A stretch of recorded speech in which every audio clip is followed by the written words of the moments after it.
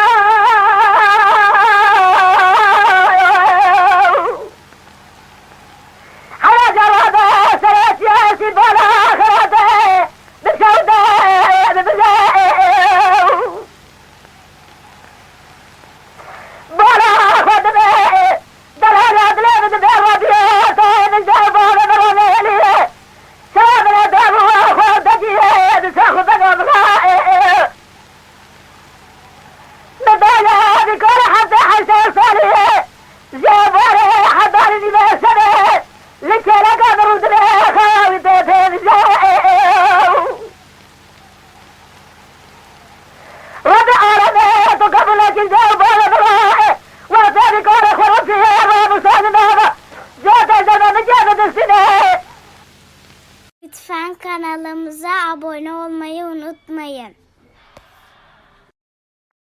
تماشاوانê me hêja ji kerema xwe re bibin abone, me biecibînin û me bişopînin.